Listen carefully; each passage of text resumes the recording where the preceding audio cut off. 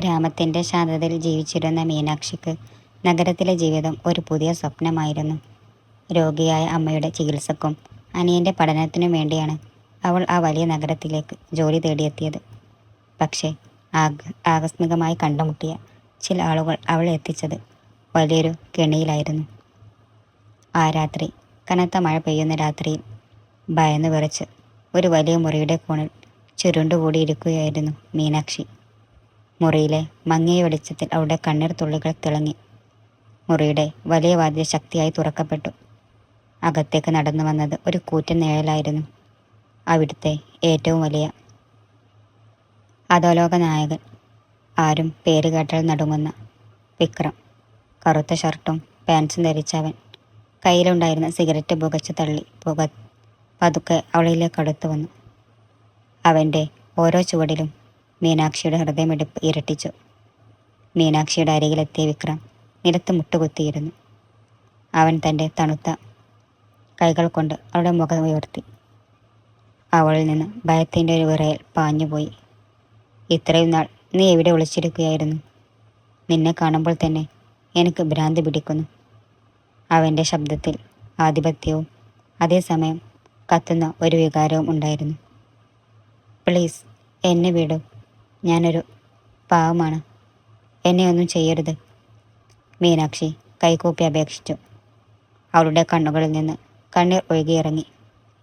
പക്ഷേ വിക്രമിൻ്റെ ഭാവം മാറി.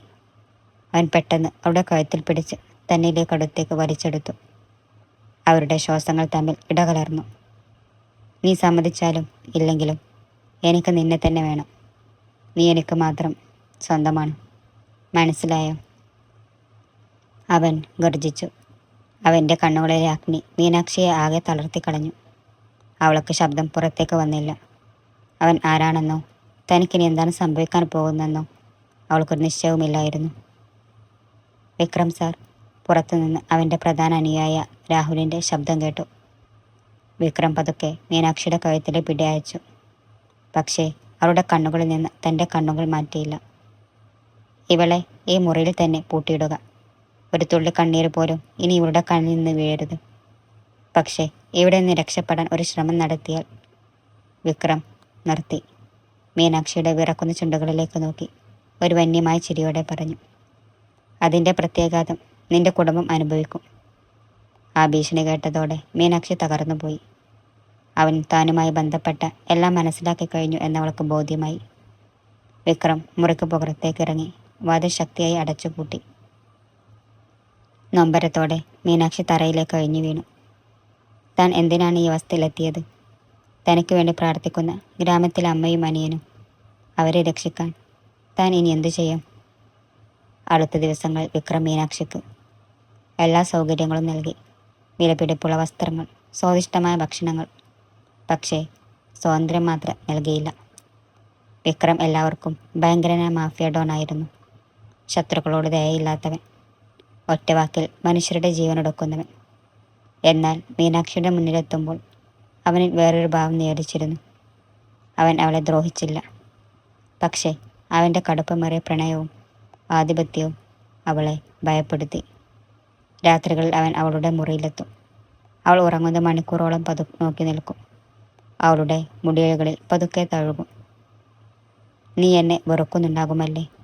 ഒരു രാത്രിയിൽ ഉറങ്ങുന്നതായി നടിച്ച മീനാക്ഷിയുടെ അരികിലിരുന്ന് വിക്രം പതുക്കെ സ്വകാര്യം പറഞ്ഞു. പക്ഷേ ഈ ലോകത്ത് ഞാൻ ആദ്യമായി ആഗ്രഹിച്ച ഒരേ ഒരു പെണ്ണ് നീ മാത്രമാണ്. നിന്നെ ഞാൻ ആർക്കും വിട്ടുകൊടുക്കില്ല. മീനാക്ഷിയുടെ ഹൃദയം വേഗത്തിൽ ഇടിച്ചു. അവൻ തന്നോട് കാണിക്കുന്നത് വെറുമൊരു ഭ്രാന്തമായ മോഹമാണോ? അതോ ഇതിനു പിന്നിൽ അവൻ പോലും അറിയാത്ത എന്തെങ്കിലും ആഴമുള്ള പ്രണയമുണ്ടോ? 5 ദിവസങ്ങൾ കടന്നുപോയി. വിക്രമിൻ്റെ തടവറയിൽ മീനാക്ഷിയുടെ ഓരോ നിമിഷവും ഭയത്തോടെയാണ് നീങ്ങിയത്. പകൽ സമയങ്ങളിൽ അവൻ പുറത്തായിരിക്കും. രാത്രിയായാൽ അവൻ തിരിച്ചെത്തും. അവൾക്ക് ഭക്ഷണം എത്തിച്ചു കൊടുക്കുന്ന രാഹുൽ പോലും അതിയായ സ്ഥിതികമായി അധികം സംസാരിക്കാതെയാണ് പെരുമാറിയിരുന്നത്.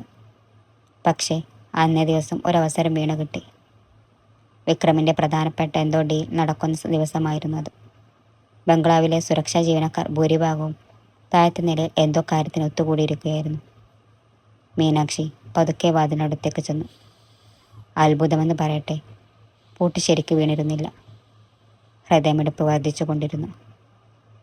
താൻ എന്തു ചെയ്യണമെന്നറിയാതെ അവൾ ഒരു നിമിഷം തരിച്ചു നിന്നു. അമ്മയെയും അനിയനെയും കുറിച്ചുള്ള ചിന്ത അവളുടെ മനസ്സിലേക്ക് ഓടിയെത്തി.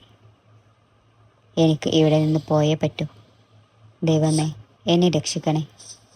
അവൾ കാൽപെരുമാറ്റം കേൾപ്പിക്കാതെ പതുക്കെ പുറത്തേക്ക് നടന്നു. നീണ്ട ഇടനാഴികളിലൂടെ തപ്പിയും തടഞ്ഞും മീനാക്ഷി താഴത്തെ നിലയിലെത്തി. പിന്നിലെ വാതിലിലൂടെ പൂന്തോട്ടത്തിലേക്ക് ചാടാൻ കഴിഞ്ഞ് പുറത്തെത്താം. കനത്ത മഴ പെയ്യുന്നുണ്ടായിരുന്നെങ്കിലും അത് കണക്കാക്കാതെ അവൾ ഓടാൻ തുടങ്ങി. പക്ഷേ ഇത് അവൾക്ക് എതിരായിരുന്നു. പൂന്തോട്ടത്തിലെ ഇരുട്ടിൽ നിന്നും 2 കൂറ്റൻ നിഴലുകൾ അവൾക്ക് മുന്നിലേക്ക് ചാടി വീണു. അവർ വിക്രമിൻ്റെ ആളുകളായിരുന്നില്ല. കയ്യിൽ മാരകായുധങ്ങളുമായി നിൽക്കുന്ന അപരിചിതരായ 2 പേർ. അധോലോകത്ത് വിക്രമിൻ്റെ ഏറ്റവും വലിയ എതിരാളിയായ രുദ്രൻ്റെ ഗുണ്ടകളായിരുന്നു അവർ. ആ, ഇതാണോ വിക്രമിൻ്റെ ആ പുതിയ സാധനം? അവരിലൊരാൾ വന്യമായി ചിരിച്ചു. പ്ലീസ്, എന്നെ വിടൂ. മീനാക്ഷി ഭയന്ന് പിന്നോട്ട് മാറി. നിന്നെ വിടാനോ? വിക്രമിൻ്റെ നെഞ്ചിൽ തീ കോരിയിടാൻ നിന്നേക്കാൾ മികച്ചൊരായുധം വേറെ ഇല്ല മോളെ. വാടി ഇങ്ങോട്ട്. അവനെ ഒരാൾ മീനാക്ഷിയുടെ കയ്യിൽ ബലമായി പിടിച്ചു വലിച്ചു. അവൾ ജീവനു വേണ്ടി ഉറക്കെ നിലവിളിച്ചു. ആ ഇരുട്ടിൽ നിന്നും കാതടുപ്പിക്കുന്ന ഒരു ശബ്ദം മുഴങ്ങി. അടുത്ത നിമിഷം മീനാക്ഷിയുടെ കയ്യിൽ പിടിച്ച ആളിൻ്റെ തലയിൽ ആഴത്തിൽ ഒരു വെടിയേറ്റു. അവൻ ചോരയിൽ കുളിച്ച് നിലത്ത് വീണു. രണ്ടാമൻ പേടിച്ച് തിരിഞ്ഞു നിൽക്കുമ്പോഴേക്കും ഒരു കൊടുങ്കാറ്റ് പോലെ വിക്രം അവന് മുന്നിലേക്ക് കുതിച്ചെത്തിയിരുന്നു. കണ്ണടച്ച് തുറക്കുന്ന സമയം കൊണ്ട് അവൻ ആ ഗുണ്ടയുടെ കഴുത്ത് വെട്ടിമാറ്റി. രക്തം തുള്ളികളായി മീനാക്ഷിയുടെ മുഖത്തേക്ക് ചിതറി വീണു.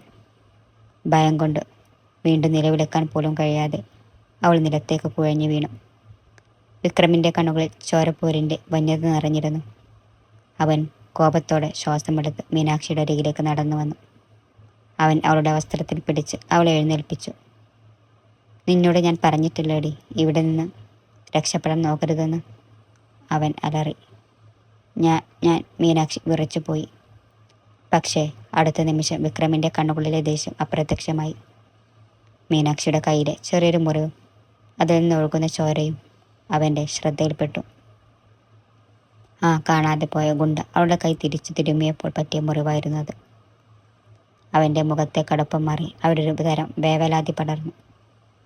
അവൻ പതുക്കെ താഴെയിരുന്ന് തൻ്റെ പോക്കറ്റിൽ നിന്ന് തൂവാലയെടുത്ത് അവളുടെ കയ്യിലെ രക്തം തുടച്ചു.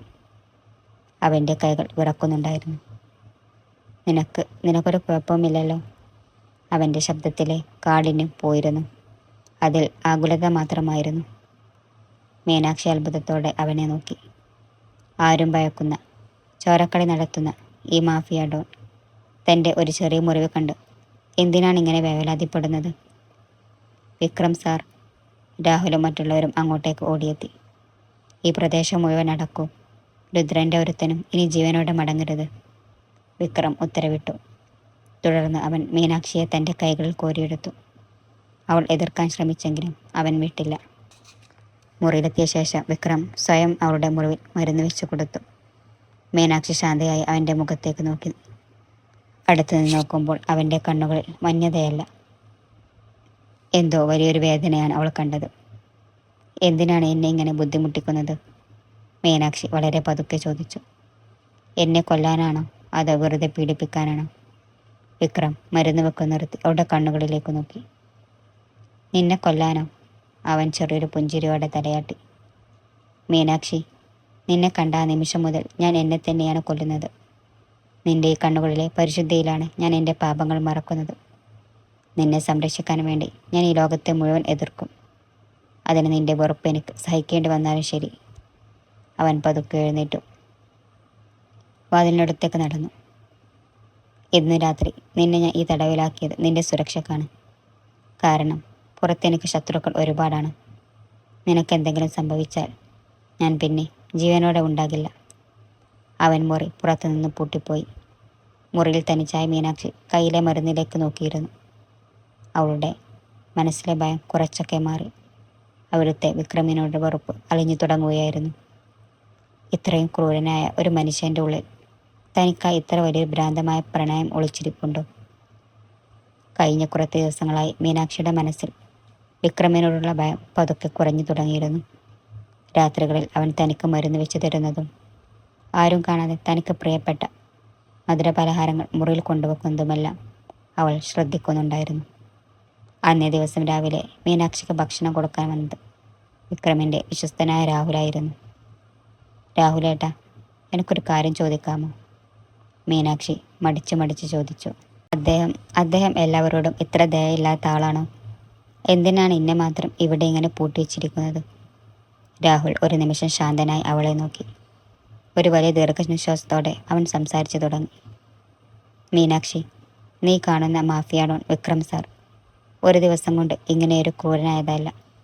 ചെറുപ്പത്തിൽ സ്വന്തം കൺമുന്നിൽ വെച്ചാണ് അദ്ദേഹത്തിൻ്റെ അച്ഛനെയും അമ്മയെയും ശത്രുക്കൾ ക്രൂരമായി കൊലപ്പെടുത്തിയത്. അന്ന് തൊട്ട് ഇന്ന് വരെ അദ്ദേഹത്തിന് ഒരേ ഒരു ലക്ഷ്യമേ ഉണ്ടായിരുന്നുള്ളൂ: പ്രതികാരം.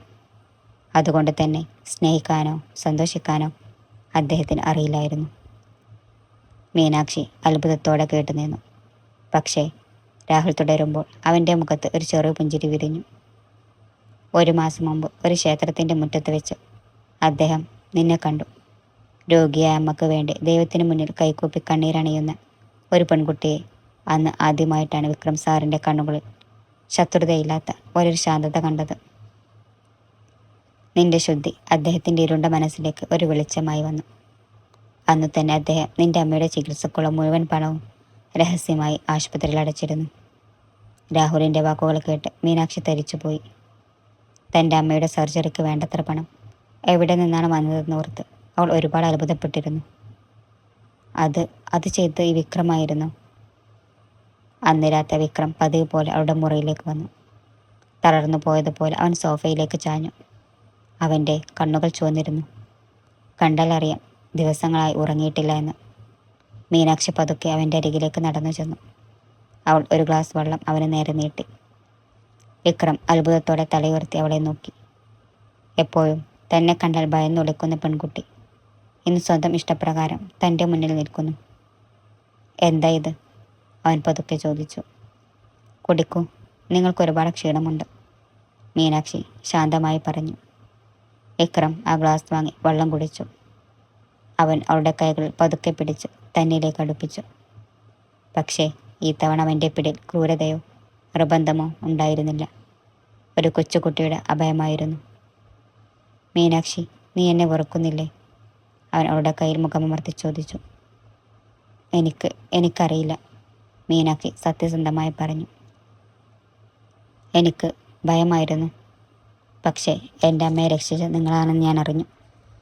എന്തിനാണ് എന്നോടിത് ചെയ്തത്? കാരണം എനിക്ക് നിന്നെ നഷ്ടപ്പെടാൻ വയ്യായിരുന്നു, വിക്രം അവളുടെ കണ്ണുകളിലേക്ക് നോക്കി പറഞ്ഞു.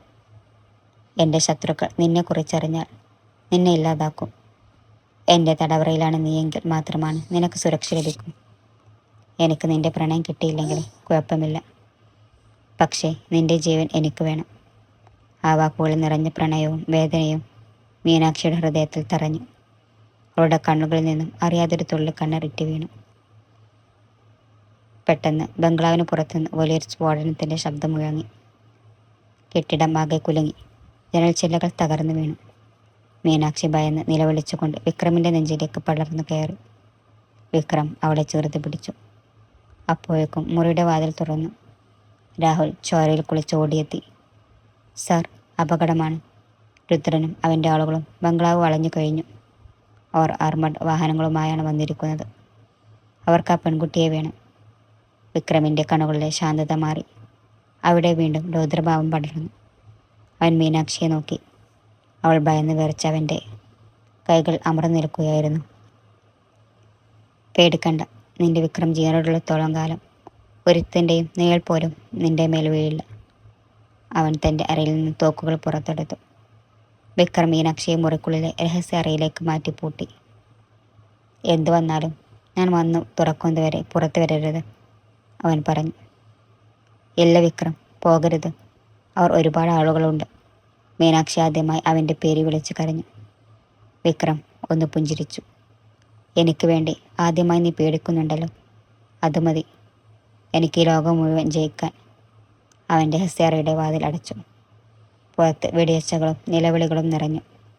വിക്രം ഒറ്റക്കൊരു പടയായി രുദ്രൻ്റെ ആളുകൾക്ക് നേരെ കുതിച്ചു. ഓരോ ശത്രുവിനെയും അവൻ ക്രൂരമായി വേട്ടയാടി. മീനാക്ഷിയെ തൊടാൻ തുനിഞ്ഞ ഓരോരുത്തരുടെയും ചോര കൊണ്ട് ആ ബംഗ്ലാവ് ചുവന്നു. പക്ഷേ ശത്രുക്കളുടെ എണ്ണം കൂടുതലായിരുന്നു. അങ്കലാപ്പിനിടയിൽ വിക്രമിൻ്റെ പുറകിലൂടെ വന്ന് അവൻ്റെ നെഞ്ചിലേക്ക് വിടയുയർത്തു. വിക്രം സാർ, രാഹുൽ ഉറക്കെ നിലവിളിച്ചു. രഹസ്യാറകൾക്കുള്ളിൽ ഇരുന്ന് മീനാക്ഷിയുടെ നെഞ്ച് പടപട ഇടിച്ചു.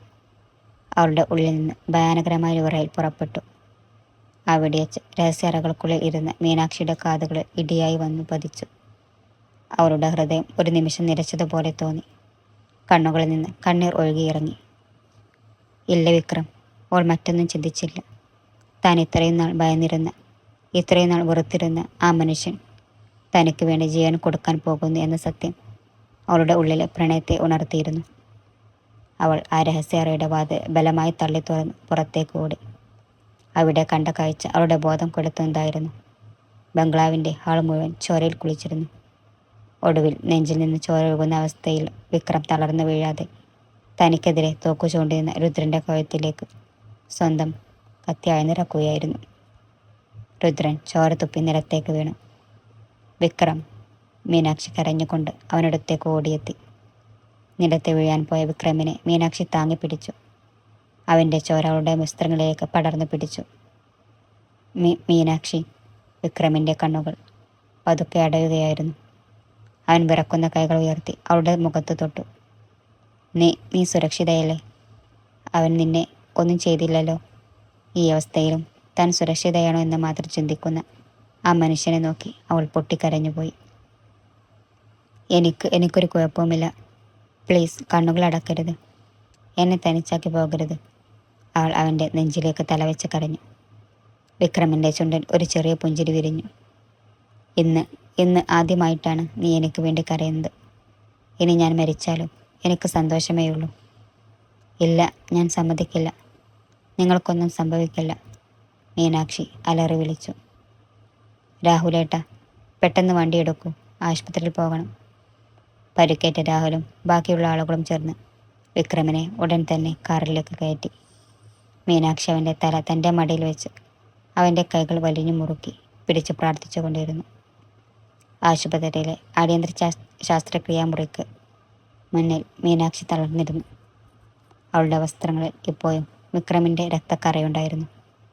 ഓരോ നിമിഷവും മണിക്കൂറുകൾ പോലെയാണ് അവൾക്ക് അനുഭവപ്പെട്ടത്. മണിക്കൂറുകൾ നീണ്ട ശസ്ത്രക്രിയയ്ക്ക് ശേഷം ഡോക്ടർ പുറത്തേക്ക് വന്നു. ഡോക്ടർ വിക്രം, അദ്ദേഹത്തിന് എങ്ങനെയുണ്ട്? മീനാക്ഷി ഓടിയെത്തി ചോദിച്ചു. അത്ഭുതം എന്ന് പറയട്ടെ. ബുള്ളറ്റ് ഹൃദയത്തിന് തൊട്ടടുത്താണ് തട്ടിയത്. ഒരിഞ്ച് മാറിയിരുന്നെങ്കിൽ. പക്ഷേ അദ്ദേഹത്തിന് ജീവിക്കാനുള്ള തീവ്രമായ ആഗ്രഹം കൊണ്ടാണ് അദ്ദേഹം രക്ഷപ്പെട്ടത്. ഡേഞ്ചർ സോൺ കഴിഞ്ഞിരിക്കുന്നു. ആ വാക്കുകൾ കേട്ടതും മീനാക്ഷി ദൈവത്തിന് നന്ദി പറഞ്ഞ് നിലത്തേക്കിരുന്നു പോയി. ദിവസങ്ങൾക്ക് ശേഷം ആശുപത്രി മുറിയിലെ ജനലിലൂടെ വരുന്ന സൂര്യപ്രകാശം വിക്രമിൻ്റെ മുഖത്തേക്ക് പതിച്ചു. അവൻ പതുക്കെ കണ്ണുകൾ തുറന്നു. തൻ്റെ കൈകളിൽ ആരുടെയോ തണുത്ത കൈകളുടെ സ്പർശം അവൻ അനുഭവപ്പെട്ടു. തിരിഞ്ഞു നോക്കി അവൻ അത്ഭുതപ്പെട്ടു പോയി. തൻ്റെ കട്ടിനടുത്തിരുന്ന് കൈകൾ ചേർത്ത് പിടിച്ചുറങ്ങുന്ന മീനാക്ഷി. അവളുടെ കണ്ണുകളിൽ ഇപ്പോഴും കണ്ണീരിൻ്റെ പാടുകൾ ഉണ്ടായിരുന്നു. വിക്രം പതുക്കെ തൻ്റെ വിരലുകൾ കൊണ്ട് അവളുടെ മുടികൾ ഒതുക്കി വെച്ചു. ആ സ്പർശനത്തിൽ മീനാക്ഷി പെട്ടെന്ന് ഉണർന്നു. വിക്രം, ഉണർന്നോ? വേദനയുണ്ടോ? ഞാൻ ഡോക്ടറെ വിളിക്കാം. അവൾ പരിഭ്രാന്തിയോടെ എഴുന്നേൽക്കാൻ ശ്രമിച്ചു. പക്ഷേ വിക്രം അവളുടെ കൈ പിടിച്ച് തടഞ്ഞു. മീനാക്ഷി, അവൻ്റെ ശബ്ദം ഇടറിയിരുന്നു. നീ എന്താണ് ഇവിടെ? ഞാൻ നിന്നെ സ്വതന്ത്രയാക്കുന്നു. നിനക്ക് നിന്റെ ഗ്രാമത്തിലേക്ക് മടങ്ങാം, നിന്റെ അമ്മയുടെ അടുത്തേക്ക്. ഞാൻ ഇനി നിന്റെ ജീവിതത്തിൽ ഒരു തടസ്സമാകില്ല. മീനാക്ഷി അവൻ്റെ കണ്ണുകളിലേക്ക് നോക്കി. ശാന്തമായി അവൾ അവൻ്റെ കട്ടിലിൻ്റെ അരികിലിരുന്നു. എന്നെ ആദ്യം ഭയപ്പെടുത്തിയത് ഒരു മാഫിയ ഡോണായിരുന്നു, മീനാക്ഷി അവൻ്റെ കൈകൾ തൻ്റെ ഇരുകൈകൾക്കുള്ളിലാക്കി പറഞ്ഞു. പക്ഷേ പിന്നീട് എനിക്ക് മനസ്സിലായി, ആവരണത്തിനുള്ളിൽ സ്നേഹത്തിന് വേണ്ടി ദാഹിക്കുന്ന ഒരു പാവം ഹൃദയമുണ്ടെന്ന്. എൻ്റെ അമ്മയെ രക്ഷിച്ച, എനിക്ക് വേണ്ടി സ്വന്തം ജീവൻ പണയം വെച്ച ആ മനുഷ്യനെ വിട്ടുപോകാൻ എനിക്ക് കഴിയില്ല. വിക്രം വിശ്വസിക്കാനാകാതെ അവളെ നോക്കി. മീനാക്ഷി, നീ എന്താണ് പറയുന്നത്? ഈ ലോകം മുഴുവൻ നിങ്ങളെ ഒരു കുറ്റവാളിയായി കണ്ടേക്കാം. പക്ഷേ എൻ്റെ ലോകത്തിൽ നിങ്ങൾ എൻ്റെ രക്ഷകനാണ്. അവൾ പതുക്കെ കുനിഞ്ഞവൻ്റെ നെറ്റിയിൽ മുത്തി. ഇനി മീനാക്ഷി നിങ്ങളുടെ തടവുകാരിയല്ല, നിങ്ങളുടെ പ്രണയിനിയാണ്. വിക്രമിൻ്റെ കണ്ണുകളിൽ നിന്ന് ആനന്ദക്കണ്ണീർ ഒഴുകിയിറങ്ങി. അവൻ അവളെ തൻ്റെ നെഞ്ചിലേക്ക് ചേർത്ത് പിടിച്ചു. ആശുപത്രിയിലെ നാളുകൾക്ക് ശേഷം വിക്രം പൂർണ്ണ ആരോഗ്യവാനായി മീനാക്ഷിക്കൊപ്പം തൻ്റെ വലിയ ബംഗ്ലാവിലേക്ക് തിരിച്ചെത്തി. പക്ഷേ ഇത്തവണ ആ വീടിന് ഒരു മാറ്റമുണ്ടായിരുന്നു. മുൻപ് ഭയവും നിശബ്ദതയും മാത്രം നിറഞ്ഞ ആ മുറികളിൽ ഇപ്പോഴുള്ളത് സ്നേഹത്തിൻ്റെ ഊഷ്മളതയായിരുന്നു. കനത്ത സുരക്ഷാ ജീവനക്കാരെയെല്ലാം വിക്രം പുറത്തു നിർത്തിയിരുന്നു. ഇന്ന് രാത്രി അവർ രണ്ടുപേരും മാത്രമായിരുന്നു ആ വലിയ ബംഗ്ലാവിൽ. രാത്രി നിലാവിളിച്ച വരാന്തയിലേക്ക് പച്ചയായി പെയ്തിറങ്ങുന്ന സമയം. മീനാക്ഷി കയ്യിൽ ഒരു ഗ്ലാസ് ചൂടുപാലുമായി വിക്രമിൻ്റെ മുറിയിലേക്ക് കടന്നു വന്നു. കറുത്ത കുർത്ത ധരിച്ച് ജനലിലൂടെ പുറത്തെ നിലാവ് നോക്കി നിൽക്കുകയായിരുന്നു അവൻ. വിക്രം, മരുന്ന് കഴിക്കാനുള്ള സമയമായി. ദാ ഇത് കുടിക്കൂ. മീനാക്ഷി അവൻ്റെ അരികിലേക്ക് ചെന്നു. വിക്രം പതുക്കെ തിരിഞ്ഞു നോക്കി. അവൾ ധരിച്ചിരുന്ന ലളിതമായി ചുവന്ന സാരിയിൽ ആ മങ്ങിയ വെളിച്ചത്തിൽ അവളൊരു ദേവതയെപ്പോലെ തിളങ്ങിയിരുന്നു. വിക്രം ആ ഗ്ലാസ് വാങ്ങി മേശപ്പുറത്ത് വെച്ചു. അവനവളുടെ കണ്ണുകളിലേക്ക് തന്നെ നോക്കി നിന്നു. എന്താ, എന്തുപറ്റി അങ്ങനെ നോക്കുന്നത്? മീനാക്ഷി നാണത്തോടെ കണ്ണുകൾ താഴ്ത്തി. വിക്രം പതുക്കെ മുന്നോട്ടാഞ്ഞു. അവൻ തൻ്റെ വീതിയുള്ള കൈകൾ കൊണ്ട് അവളുടെ അരക്കെട്ടിലൂടെ പിടിച്ച് അവളെ തന്നിലേക്ക് അടുപ്പിച്ചു. അന്ന് ഈ മുറിയിൽ വെച്ചാണ് ഞാൻ ആദ്യമായി നിന്നോട് അലറിയത്, ഓർമ്മയുണ്ടോ? അവൻ അവളുടെ ചെവിയിൽ വളരെ താഴ്ന്ന ശബ്ദത്തിൽ സ്വകാര്യം പറഞ്ഞു. മീനാക്ഷിയുടെ ഹൃദയമിടിപ്പ് വേഗത്തിലായി. ഓർമ്മയുണ്ട്. അന്ന് ഞാൻ പിഴച്ചു വിറച്ച് കരയുകയായിരുന്നു. പക്ഷേ ഇന്ന്, വിക്രം അവളുടെ കവിളിൽ പതുക്കെ തഴുകി, ഇന്ന് ആ ഭയം നിന്റെ കണ്ണുകളിലില്ല. പകരം ഒരുപാട് സ്നേഹം മാത്രം. അവൻ അവളുടെ താടി പതുക്കെ ഉയർത്തി. അവളുടെ ഉറക്കുന്ന ചുണ്ടുകളിലേക്ക് അവൻ നോക്കി. മീനാക്ഷി അരുണസ്വരയോടെ കണ്ണുകൾ അടച്ചു. വിക്രം പതുക്കെ കുനിഞ്ഞ് അവളുടെ നെറ്റിൽ ആർദ്രമായി ചുണ്ടുകൾ അമർത്തി. ആ തണുപ്പുള്ള രാത്രിയിൽ അവൻ്റെ ചൂടുള്ള ശ്വാസം അവളുടെ മുഖത്ത് തട്ടിയപ്പോൾ മീനാക്ഷി അവൻ്റെ കുർത്തയിൽ മുറുകെ പിടിച്ചു. നിന്നെ ആദ്യമായി ഈ കൈകളിൽ കോരിയെടുത്തപ്പോൾ എനിക്ക് തോന്നിയിരുന്നത് ആധിപത്യമായിരുന്നു മീനാക്ഷി. വിക്രം അവളെ ഒന്നുകൂടി തന്നിലേക്ക് ചേർത്ത് നിർത്തി. പക്ഷെ ഇന്ന് നിന്റെ ഹൃദയമിടിപ്പ് കേൾക്കുമ്പോൾ എനിക്ക് തോന്നുന്നത് ഈ ലോകത്തിലെ ഏറ്റവും ഭാഗ്യവാൻ ഞാനാണെന്നാണ്. മീനാക്ഷി കണ്ണുകൾ തുറന്ന് അവൻ്റെ കണ്ണുകളിലേക്ക് നോക്കി. ആ മാഫിയ ഡോണിൻ്റെ വന്യമായ കണ്ണുകളിൽ ഇപ്പോൾ കാണുന്നത് തന്നോടുള്ള അണങ്ങാത്ത പ്രണയം മാത്രമാണ്. അവൾ പതുക്കെ ഉയർന്ന് അവൻ്റെ കവിളിൽ തഴുകി. ഇത്രയും നാൾ എല്ലാവരും നിങ്ങളെ ഭയപ്പെട്ടു. പക്ഷേ എനിക്ക് മാത്രം അറിയാം ഈ കടുപ്പമുള്ള മനസ്സിനുള്ളിൽ എത്ര വലിയ പ്രണയമാണ് ഒളിച്ചിരുന്നതെന്ന്. ഇനി ഒരിക്കലും ഞാൻ നിങ്ങളെ വിട്ടുപോകില്ല വിക്രം. വിക്രം പുഞ്ചിരിയോടെ അവളെ തൻ്റെ കൈകളിൽ കോരിയെടുത്തു.